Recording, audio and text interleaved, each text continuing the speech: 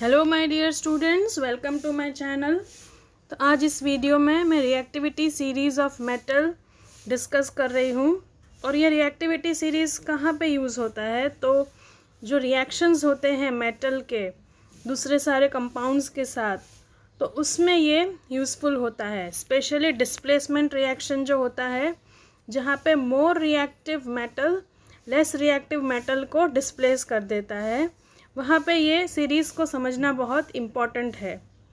तो ये सीरीज़ किस तरीके से है, तो यहाँ पे मैंने लिखा है, मैं थोड़ा जूम आउट करके आपको पूरी सीरीज़ दिखाती हूँ। तो इसमें रिएक्टिविटी सीरीज़ है। जो पोटेशियम है ये मोस्ट रिएक्टिव है, और यहाँ पे ये जो गोल्ड है वो लीस्ट रिएक्टिव मेटल है। तो पोटेशियम सबसे ज़्यादा रिएक्टिव, फिर सोडियम उसके बाद थोड़ा कम रिएक्टिव, फिर calcium, magnesium, aluminium, zinc, iron, tin, lead, KNaCa, MgLaZn, FeSn, Pb।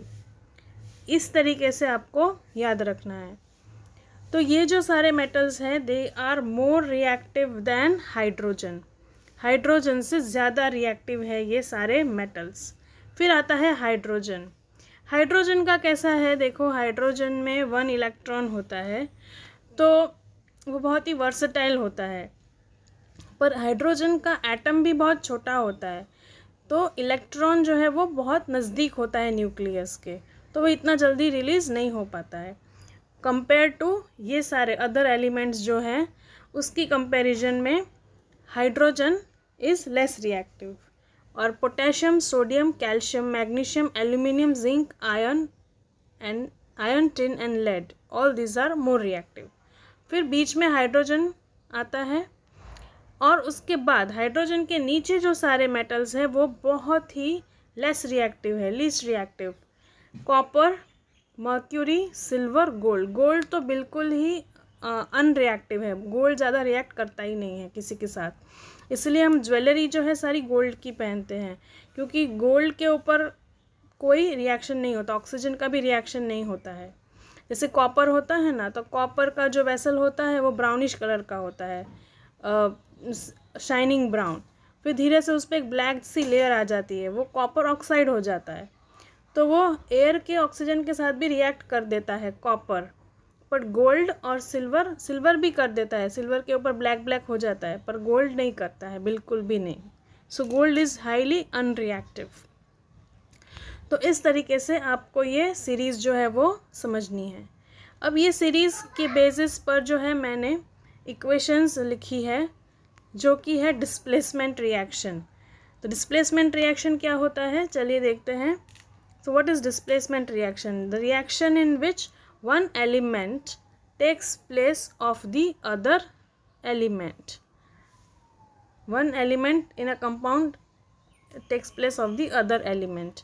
इसका मतलब क्या होता है कि जो मोर रिएक्टिव मेटल है वो लेस रिएक्टिव मेटल को रिप्लेस कर देता है। तो हमने देखा आगे, यहाँ पे देखो दो कंपाउंड है, copper sulphate reacts with zinc. अब कॉपर जो है वो मेटल है, जिंक मेटल है, ठीक है। अब ये कॉपर हमने देखा हाइड्रोजन के नीचे है तो लीस्ट रिएक्टिव है, जिंक जो है हाइड्रोजन के ऊपर था, मोर रिएक्टिव था। तो zinc is more reactive, so it is replacing copper. तो क्या बन जाएगा, जिंक सल्फेट और कॉपर की रेडिश ब्राउन कलर की पीपीटीज जो है वो टेस्ट ट्यूब में नीचे सेटल हो जाएगी। तो इस तरीके से करीब 11 to 12 रिएक्शंस हैं, तो आप समझिए इन रिएक्शंस को। नेक्स्ट रिएक्शन है कॉपर सल्फेट और मैग्नीशियम के साथ। तो मैग्नीशियम हाइड्रोजन के ऊपर था, मोर रिएक्टिव था। कॉपर हाइड्रोजन के नीचे था, लेस रिएक्टिव। तो more reactive metal is replacing the highly reactive metal. तो यहाँ पे कैसे होगा, मैग्नीशियम जो है वो कॉपर की स्पेस को रिप्लेस कर देगा और कॉपर यहाँ पे फ्री हो जाएगा। तो क्या बन जाएगा, मैग्नीशियम सल्फेट एंड कॉपर, जो कि रेडिश ब्राउन पीपीटी होती है कॉपर की। नेक्स्ट समझते हैं कॉपर सल्फेट और आयरन का रिएक्शन। तो आयरन जो है वो मोर रिएक्टिव है, आयरन हाइड्रोजन के ऊपर था, कॉपर क्या था, हाइड्रोजन के नीचे था, लेस रिएक्टिव। तो iron is replacing copper, copper की जगह पे आयरन, तो FeSO4 आयरन सल्फेट बन जाएगा और कॉपर अलग से रेड ब्राउन पीपीटी नीचे देगा, कॉपर मेटल सेपरेट हो जाएगा। तो ये जो तीनों रिएक्शन है उसमें अगर हमको कॉपर मेटल सेपरेट करना है तो ये बहुत ही इम्पॉर्टेंट इक्वेशंस हैं। नेक्स्ट है CuCl2 कॉपर क्लोराइड, उसको हम लेड से रिएक्ट करेंगे। तो लेड जो है वो हाइड्रोजन से ऊपर था, it is more reactive. Copper hydrogen के नीचे था, इट इज़ लेस रिएक्टिव।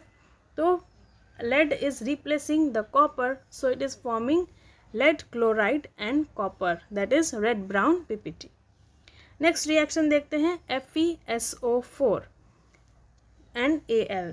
अब यहाँ पे Fe जो है और Al है, ये दोनों ही हाइड्रोजन के ऊपर हैं, पर aluminium is more reactive than iron. तो वो हम सीक्वेंस में वापस में लेके जाती हूँ आपको दिखाने के लिए। तो क्या हो जाएगा, एल्यूमिनियम जो है वो आयरन की जगह पे आ जाएगा, Al2O3, और Fe आयरन जो है वो फ्री स्टेट में रिलीज़ होगा। तो अब चेक करते हैं Fe और Al की पोजीशन, दोनों ही हाइड्रोजन से ऊपर है, पर मैं आपको वापस उस टेबल पे लेके जाती हूँ। तो अब देखो यहाँ पे एल्यूमिनियम जो है मोर रिएक्टिव है एंड आयरन जो है वो लेस रिएक्टिव है कंपेयर टू एल्यूमिनियम। सो जो सीक्वेंस है हाइड्रोजन के ऊपर ही है, दोनों एल्यूमिनियम आयरन दोनों हाइड्रोजन के ऊपर है, दोनों मोर रिएक्टिव में आते हैं, पर एल्यूमिनियम इज़ मोर रिएक्टिव। सबसे ज़्यादा रिएक्टिव कौन सा है, पोटेशियम, उसके बाद सोडियम, कैल्शियम, मैग्नीशियम और aluminium. So compare to iron aluminium is more reactive. तो इस तरीके से आपको ये समझना है। नेक्स्ट आती है equation AgNO3। AgNO3 is silver nitrate reacts with copper. Copper भी हाइड्रोजन के नीचे आता है और सिल्वर जो है वो भी हाइड्रोजन के नीचे ही आता है, दोनों ही लेस रिएक्टिव में आते हैं, पर copper is more reactive compare to silver. तो copper will replace the silver, CuNO3 copper nitrate बनेगा और सिल्वर जो है वो फ्री टेस्ट ट्यूब में मिलेगा, सिल्वर मेटल मतलब चांदी का atoms. Next iron plus 2HCl, तो क्या हो जाएगा, ये डिस्प्लेसमेंट रिएक्शन है, इसमें जो मेटल है वो हाइड्रोजन को रिप्लेस कर देगा। क्यों, क्योंकि आयरन जो है वो हाइड्रोजन के ऊपर आता है, it is more reactive than hydrogen. So HCl का जो हाइड्रोजन है, हाइड्रोजन क्लोराइड का हाइड्रोजन रिप्लेस हो जाएगा, FeCl2 बन जाएगा और हाइड्रोजन गैस रिलीज हो जाएगा। सो Fe is replacing hydrogen because Fe is more reactive than hydrogen. तो नेक्स्ट देखते हैं equation Mg plus 2HCl। Again magnesium is कहाँ पे उसकी पोजीशन है, हाइड्रोजन के ऊपर, more reactive. Hydrogen is less reactive compare to magnesium. So hydrogen so magnesium is replacing the hydrogen, so MgCl2 plus H2 gas is released। तो ये भी एक इक्वेशन आपको याद रखनी है, metal reacts with acid to form hydrogen gas. ये hydrogen gas का पॉप साउंड आता है, ये एक टेस्ट है, कंफर्मेशन टेस्ट है मेटल्स का। तो ये इक्वेशंस भी बहुत इंपॉर्टेंट है, आपको समझना है। नेक्स्ट है sodium. Sodium reacts with water. अब सोडियम तो बहुत ही ज़्यादा रिएक्टिव है, ठीक है, सोडियम पोटेशियम के बाद सोडियम आता है, तो sodium is replacing hydrogen, it is forming 2NaOH, sodium hydroxide, and hydrogen gas is liberated. Next is Cl2 plus 2Ki, chlorine is reacting with potassium iodide.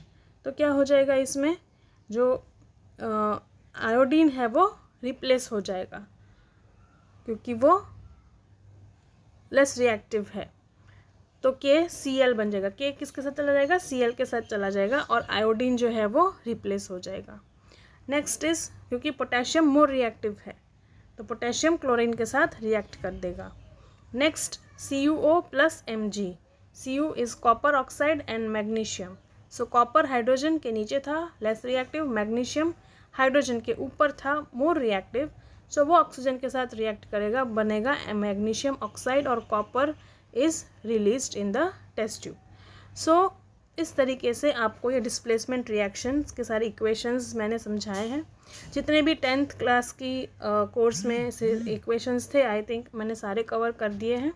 अब आपको कोई भी क्वेश्चंस आएगा डिस्प्लेसमेंट रिएक्शंस से तो वो आपको समझ में आ जाएगा। आई होप आपको ये जो वीडियो है वो यूज़फुल लगा होगा। यूज़फुल लगा है तो लाइक करिए, शेयर करिए, सब्सक्राइब करिए। Thank you and thanks for watching.